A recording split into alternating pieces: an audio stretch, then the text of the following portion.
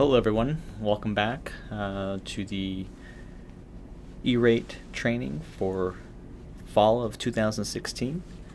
This is the section 2 of the training presentations that I'm doing. This section is going to be on the E-rate Productivity Center, or EPC, and we'll talk about more details of what it is and background of what it is, but let's get right into it. So the EPC, the E-rate Productivity Center, what this is basically, this is the portal, the main site that all applicants for both schools and libraries and consortium, this is where all of your information regarding your entity, your contracts, your provider services that you've engaged in, all the details of your entity, your communication from USAC, your communication to USAC regarding PIA and different responses and correspondence, letters, etc. Everything that used to be mailed to you now comes through the EPC portal. So this is the main area where all of information, forms are completed, etc. Everything is done for the E-rate program for your entity. Also, like I said, all your 470, your 471, your 498, your 486, all of those are going to be in Epic.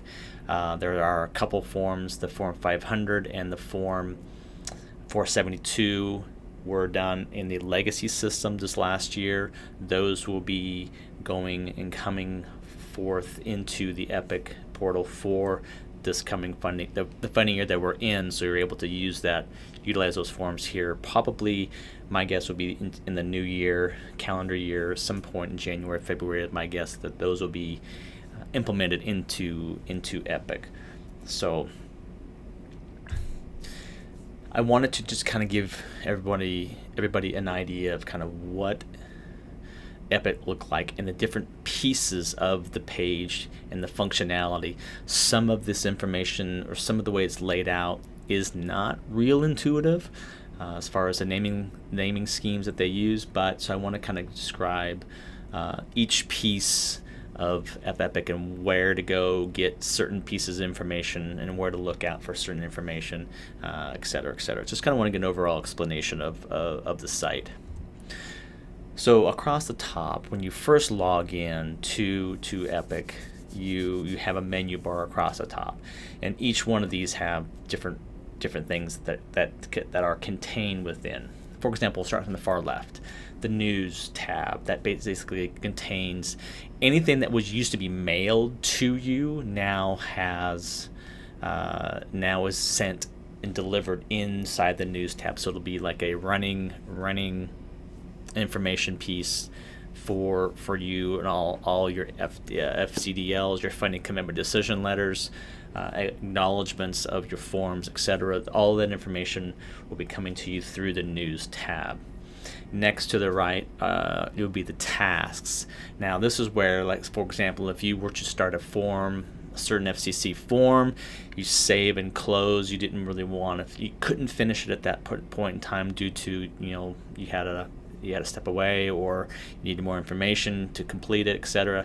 You save it, you pop out of it, a task will come up and show you there, so you can go back into your task, and then that'll show you you have your form and that you're in progress, kind of thing. So a lot of different things that you would respond to a PIA, or someone you gave your superintendent the right to sign off on a contract, you pass that on to them to certify, that will be listed under their page for a task, etc. The records tab at the very top is the next one over to the right. This basically features your list of related groups, such as your applicants, your service providers, and program forms. Has a bunch of different things that you can go in and find that are part of your profile already.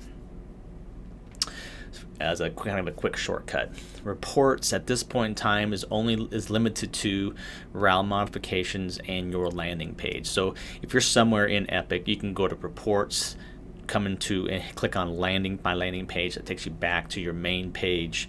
That was basically, this is your landing page that I'm showing you right now on the screen. This is your main landing page. So that pops you back to this page if you need to go. The actions is basically if you have a customer service request that you've sent in, or exporting, basically data on your 470 or 471, you have that will be under the actions piece as well. Quick links. So at the very top of the page, off to the right, these are going to be quick links that you're going to have access to. And these are kind of nice because if you needed to jump in and you needed to complete a Form 470 or a Form 471, you click on that link. It takes you a quick link right into creating those forms. Now this would be like a new form. So if you have a 470 or 471 that you've already started but saved, came out, needed to step away, come back, that won't be the where you want to go. You want to go back to your tasks and go back into the one that you've already started.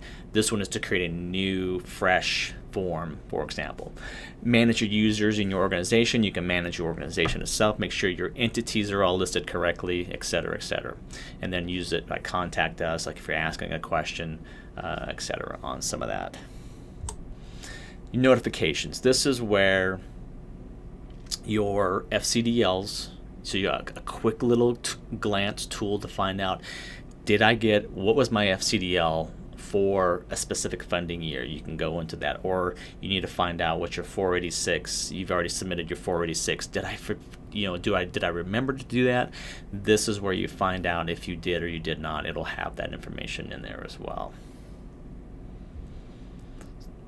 My entities. This is a list. This should be a list of all of your entities within your, let's say, a school district or library system.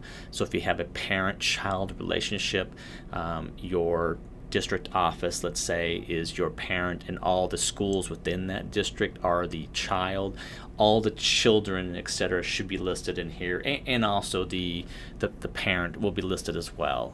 So in this example, you have a library system 13001, and all the branches within that system are listed below that. So that is where you can double check to make sure all that information is in there correctly. My task, like I said before, up at the top menu bar, you can go to your task. If you have a task that's you needed to go back to, you can go there, or back to this section here will be a quick showing of your tasks that you have available to get back into and complete. So that's a nice quick way to go. Customer service cases. If you have any customer service cases that maybe you've submitted, you submit a question or a customer service case, contact us, etc. Something of that regard, anything outstanding or in process will be listed under the customer service cases. So if you need to find out the status is going to be listed there, or more details of the case ID, you can click on that link there as well and take you to the details of that case. FCC Forms. So you have a quick glance of your FCC Forms, which forms you have completed, which forms, and by funding year. And you can do a quick filter by all or incomplete or certified, for example. Granted, this is a new, so there's not very much data in here. So by selecting all, you're going to see everything. It's probably a short list, but in the coming years, that list that data set will be growing, so you may have to filter it, but just something to consider down the road.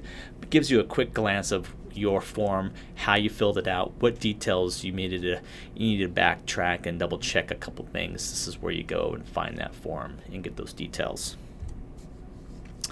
Additional tools within Epic that you have access to, you can submit an R&L, which is a receipt notification letter. This is basically a modification to your Form 470, or submit a RAL, which is a receipt acknowledgement letter, which is a modification to your Form 471. Both of those are just simple processes that you need to make a modification to that form that you've already submitted. You need to respond to PIA questions and also submit an appeal on if you have a denial on a certain service or a certain type of service and you want to appeal that decision. You can submit an appeal through the Epic portal. What is not changing? So there have been, I mean, this will be coming into fiscal or funding year 2017 will be the second year the Epic portal will be in place. So there are a lot of learning curve hurdles, adjustments, modifications that were made to the system to make things easier. However, they are focusing on a lot of different things, so there's not likely going to be any major changes to the Epic portal. However, they will probably make some clarifications, like some of the forms, like on some of the wording on the 471, just to make it easier for the applicant to understand what information is needing on that particular drop down or something to that regard. All of the templates for the category 2 and the upload for large districts like the big NSLP or enrollment upload templates will not change. Those are still going to remain the same.